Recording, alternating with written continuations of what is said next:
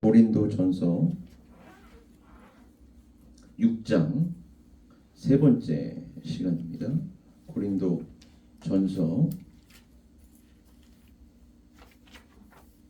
6장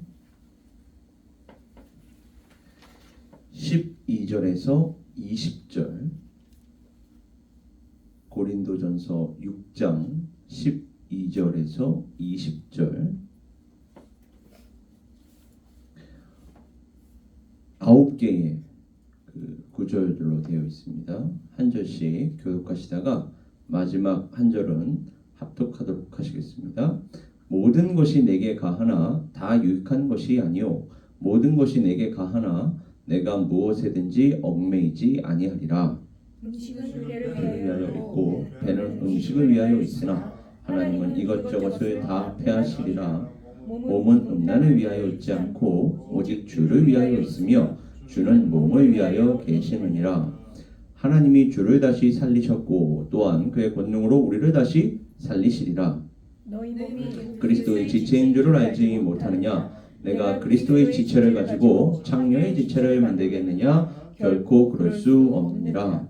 창녀와 합하는 자는 그와 한 몸인 줄을 알지 못하느냐? 일렀을 때 둘이 한 육체가 된다 하셨나니 주와 합하는 자는 한 영이니라.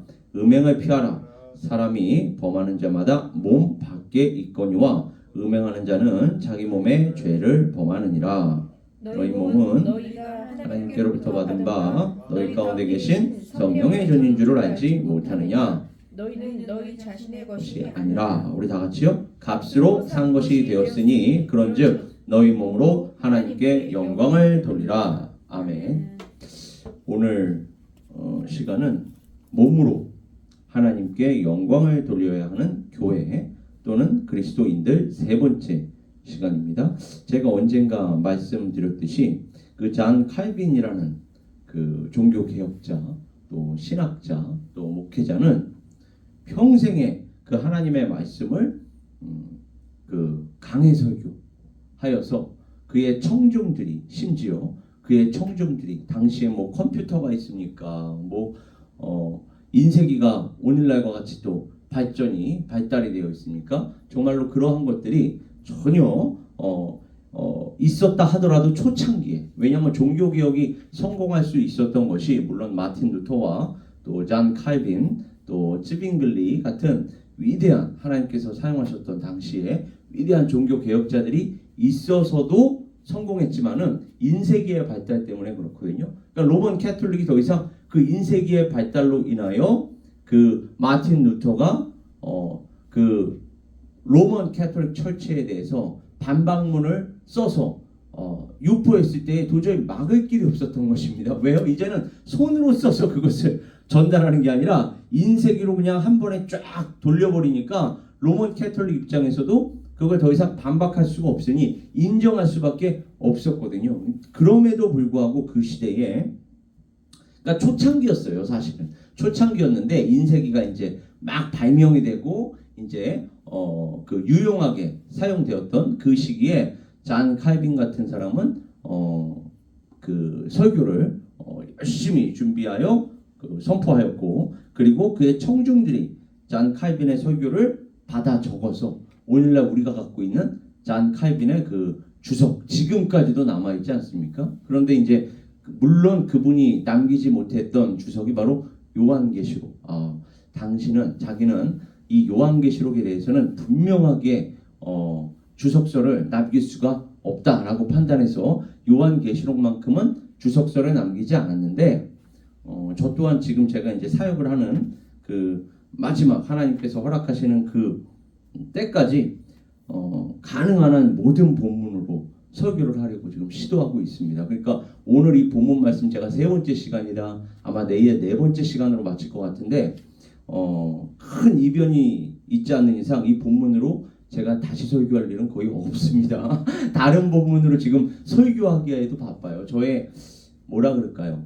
목표도 하나님께서 허락하셔야 물론 이루어지는 건데 1차 목표는 뭐 교회를 수적으로 성장시키고 영적으로 성장시키고 물론 이러한 목표들이 있습니다만 첫 번째 목표는 하나님의 말씀을 끊임없이 바르게 깊이 있게 연구하는 것입니다. 그래서 성경 66권. 그러니까 66권에 대한 그 바르고 깊이 있는 연구하기도 바빠요. 사실은 목회자는 쓸데없는 것에 그렇게 초점 맞추고 고민하면서 거기에 시간과 에너지를 쓸 여유가 없습니다. 하나님의 말씀만 그냥 66권만이라도 무슨 그렇다고 해서 우리가 8만 대장경이 있는 것도 아니잖아요. 66권만이라도 정말로 하나님께서 허락하시는 그 시간 동안에 바르고 깊이 있게 연구하고 또 그것을 우리 교회 또 그리스도인들과 함께 이렇게 나누는 것만큼 하나님께서 기뻐하시는 사역이 어디에 있겠습니까? 정치도 그렇고 경제도 그렇고 업앤다운이라는 게 있는 거예요. 그런 거에 너무 이렇게 치우쳐서 거기에 스트레스 받으면서 사실 것이 아니라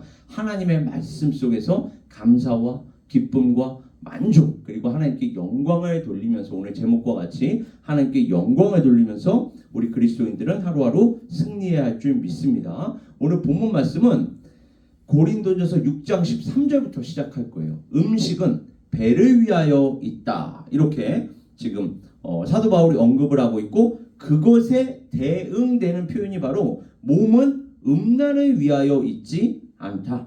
몸은 누구를 위하여 있다? 오직 주를 위하여 있다. 그러니 어떻게 이 몸을 함부로 우리가 이 땅 위에서 사용할 수가 있겠는가? 여기 지금 이 본문에서는 성적인 생활과 관련해서만 이 부분에 대해서 이야기하고 있습니다만 오늘날은 문신 또 그 다음에 또 건강 문제 이러한 것들로 인해서 또 약 그죠? 이러한 것들로 인해서 자기 몸을 이렇게 함부로 사용하는 그러한 지금 현상들이 오늘날 시대 정신처럼 마치 그게 유행인 것처럼 이렇게 많은 사람들 사이에서 회자가 되고 있고 실제로 그렇게 행하고도 있습니다만 성경은 이 몸이라는 게 우리 것이 아니다.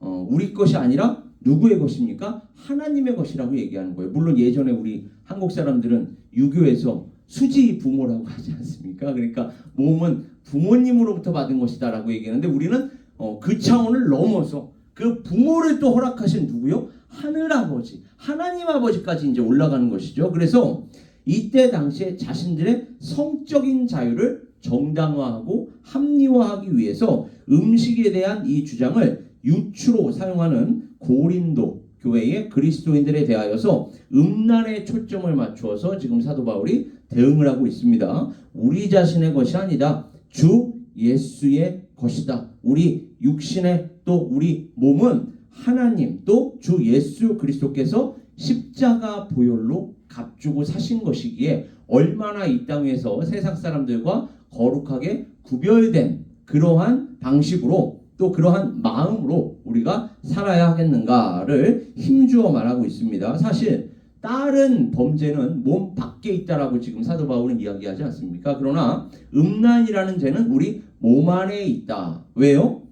창녀와 몸을 합하기 때문에 말 그대로 우리가 흔히 쓰는 말로 몸을 섞는단 말이에요. 몸을 섞기 때문에 몸을 섞는 과정 속에서 우리의 몸이 더럽혀진다는 것이죠. 그러니까 다른 범죄는 우리 몸 밖에서 이루어지고 그것으로 끝나지만 이 음란과 관련된 범죄, 특히 창녀와 몸을 합하는 행위는 창녀와 그리고 그 창녀와 그 몸을 합하는 사람의 그 살과 피가 섞이는 거 아닙니까? 그러니까 계속해서 그 죄의 흔적이 몸에 남아있다는 것입니다. 그러니까 더욱더 조심해야 한다라고 지금 사도 바울은 역설을 하고 있어요. 남녀의 성적인 결합에서 유추해서 고린도전서 6장 16절에 기록된 대로 매춘부와의 연합에서 사용한 그 동사 같은 동사를 사용해서 고린도전서 6장 17절에는 그리스도와의 연합 이게 지금 무슨 말입니까?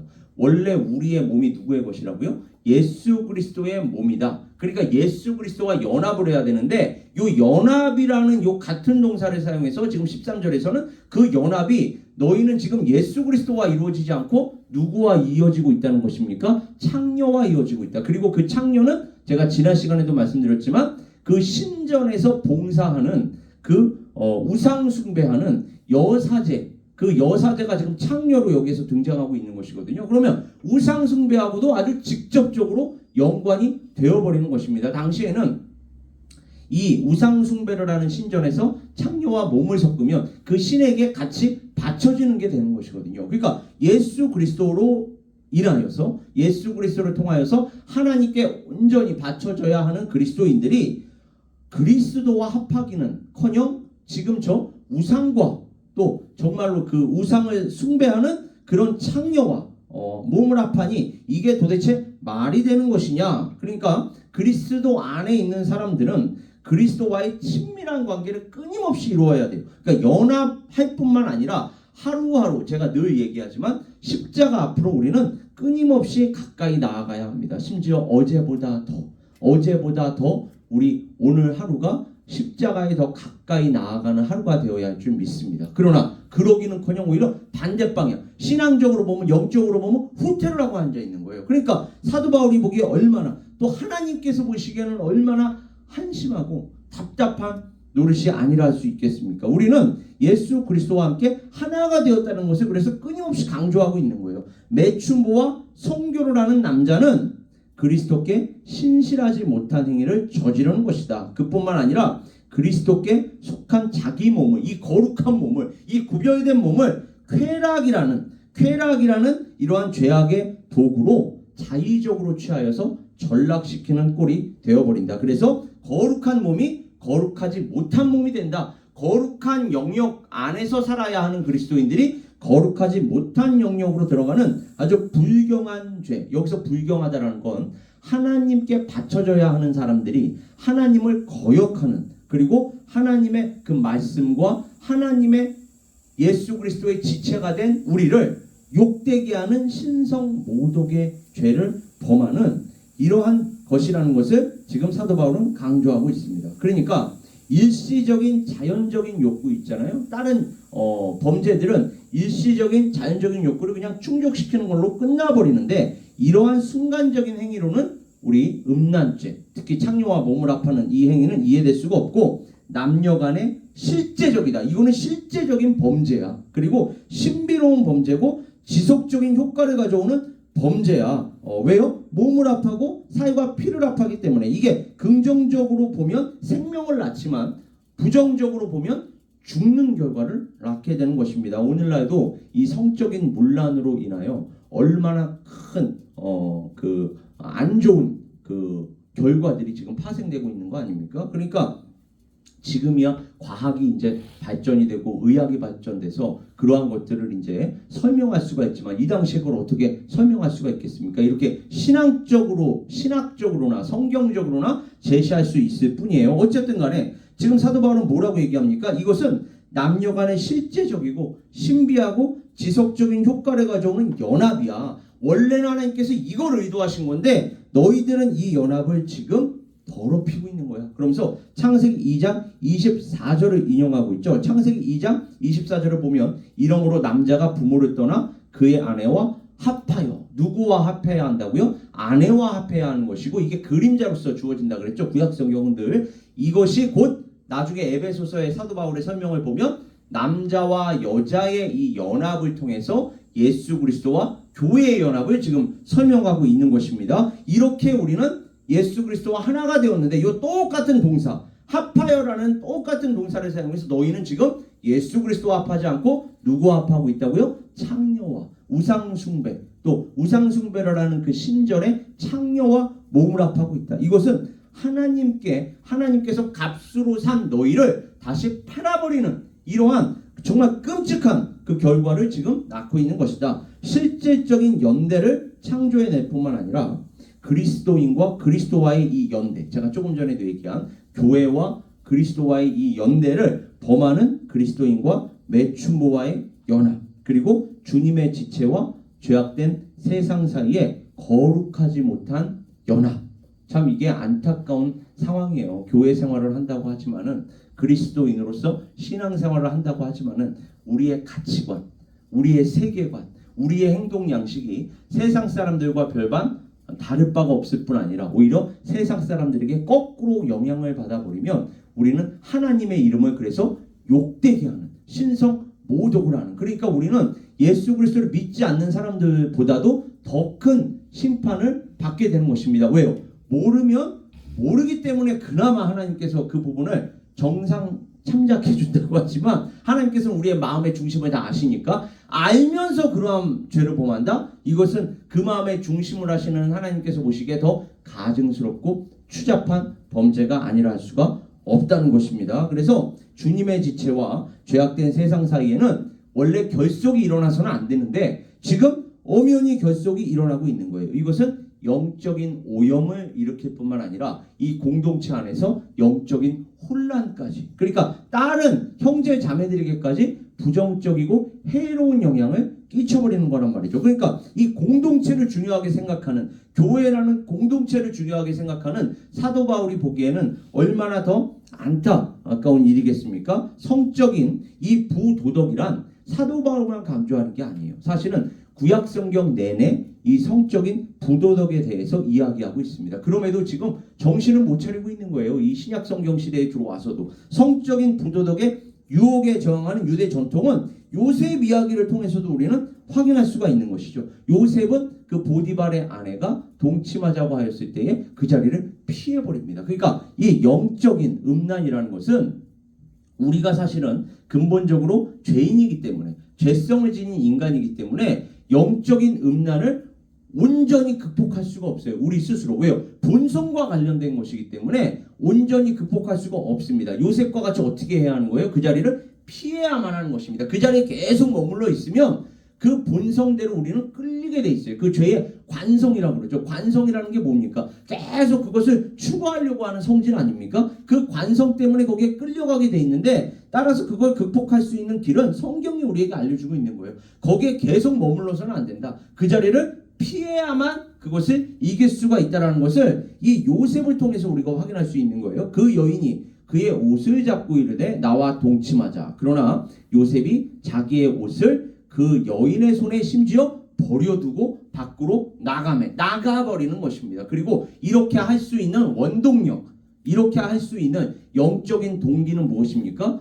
요셉이 뭐라고 얘기해요? 내가 어찌 하나님 앞에 득죄하리까? 그것을 하나님 앞에 죄로 인식할 수 있는, 그러니까 하나님 앞에서 살아가려고 하는 이러한 신앙, 이러한 마음, 하나님께서는 이 신앙과 이 마음을 보신단 말이죠. 그렇게 사실은 유대 전통은 성적인 이 부도덕의 유혹에 끊임없이 저항해야 한다는 것을 알려주고 있었어요. 그럼에도 불구하고 지금 고린도 교회의 그리스도인들은 사창꾼, 우리가 흔히 얘기하는 이 사창꾼 찾는 걸 일반화시키고 심지어 합리화시키고 있는데, 이러한 짓을 지금 근절하려는 사도 바울이라는 것을 한마디로 요약하자면 확인할 수가 있다는 것입니다. 불의의 값으로 베드로후서 2장에서도 불의를 당하며 낮에 즐기고 노는 것을 기쁘게 여기는 자들이니 점과 흠이라. 너희와 함께 연회할 때에 그들의 속임수로 즐기고 놓이며, 심지어요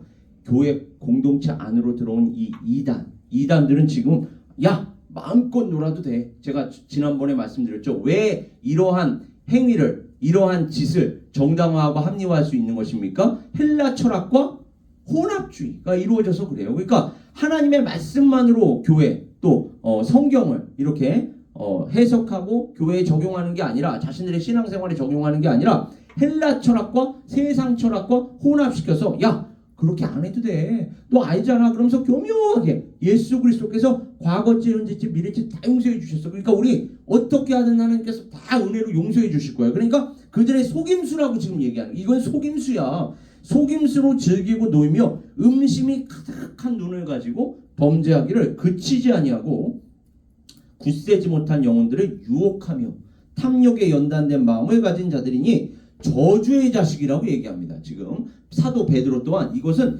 저주의 자식들이 하는 행위야 라고 사도 바울뿐만 아니라 베드로 또한 우리에게 경계하고 있는 것입니다. 또 배는 음식을 위하여 있다. 이것은 주는 몸을 위하여 계신다라는 말과 또 대립각을 세우는 주장인 것이고, 하나님께서 이것저것을 다 패하시리라. 이건 무슨 말이냐? 하나님께서 이것저것을 다 패하시지만 여기에서 대립적으로 지금 제시되고 있는 게, 그러나 하나님께서 주를 다시 살리셨고, 다 패하시는데 누구를 살리신 거예요? 주를 다시 살리셨고 그의 권능으로 우리도 다시 살리시리라. 이것이 바로 하나님의 은혜요 하나님의 능력인 줄 믿습니다. 예수를 죽은 자 가운데서 살리신 이의 영이 너희 안에 거하시면 그리스도 예수를 죽은 자 가운데서 살리신 이가 너희 안에 거하시는 그의 영으로 말미암아 너희 죽을 몸도 영혼뿐만이 아니라 죽을 몸도 살리시리라. 그러면 우리가 이 몸을 하나님 앞에서 어떻게 사용해야 하겠습니까? 따라서 이 부분이 무엇으로 연결이 되는 거예요? 우리 이제 내일 함께 살펴볼 성전이라는 개념과 연결이 되는 것입니다. 우리 몸은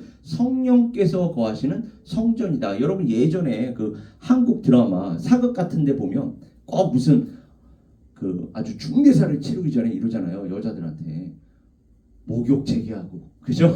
그러니까 중요한 일을 앞두고 있으면 목욕 재개. 세상 사람들도 몸을 깨끗이 해야 한대요. 그러니까 몸이라는 것이 물론 우리가 정신적인 측면, 이상적인 측면을 우리가 강조할 수 있지만은 그럼에도 불구하고 옛날 사람들도 심지어 예수 그리스도를 믿지 않고 하나님을 믿지 않는 사람들도 이 몸이라는 게 중요하다는 걸 알았다는 거예요. 그러니까 목욕 재개하고 부를 때까지 안채해서 기다리라 이렇게 얘기하잖아요. 그러니까 몸이라는 건 중요한 것입니다, 여러분. 우리가 하나님의 영, 성령 충만하여 우리가 주 안에서 끊임없이 승리해야 하고 주님 다시 오실 때까지 하나님께서 맡기신 그 사명을 감당해야 한다. 영적인 측면 강조하는 거 물론 원론적입니다. 그러나 또 근본적이고, 그러나 그것과 함께 그렇다면 그 영적인 생활, 그 신앙 생활, 그 교회 생활을 우리가 실생활에서 어떻게 살아낼 것인가도 함께 고민해야 할 줄 믿습니다. 그러면 우리의 물질적인 측면, 우리의 육신적인 측면 또한 무시할 수가 없는 것입니다. 그리고 심지어 그 하나님의 영이 우리의 몸으로 들어오시겠대요. 우리의 몸으로 들어오셔서 우리 안에 살아계시고 우리와 함께 역사하시니 우리가 어찌 성전이 아니라 할 수 있겠습니까? 우리가 곧 성전인 줄 믿습니다. 그러니까 우리가 가는 곳이 곧 하나님의 나라가 되는 거예요. 그래서 그 CCM 가사 중에 내가 가는 곳이 하나님의 나라가 되게 하여 주시옵소서. 그래서 내가 가는 길이 하나님의 길이 되게 하시고 내가 하나님 앞에서 사는 이 삶이 하나님께 영광이 되게 하여 주시옵소서. 왜요? 그럴 수밖에 없어요. 사실은 성령께서 우리 안에 거하시면 그럴 수밖에 없는 줄 믿습니다. 그래서 오늘 하루도 바로 우리가 성전이라는 것, 우리가 성령께서 우리 안에 들어오셔서 함께 살아가고 계시고 우리를 통하여 역사하시는 한 지체 한 지체라는 거, 그리고 그 한 지체 한 지체로 이루어진 이 교회 공동체가 얼마나 소중하고 또 하나님께서 보시기에 아름답고 선한 공동체라는 걸 다시 한번 기억하시고 개인적으로 교회적으로 주 안에서 승리하시는 우리 각 사람 에베네스의 선교교회 될 수 있기를 주님의 이름으로 축원합니다. 우리 시간 함께 기도하겠습니다. 아버지 하나님,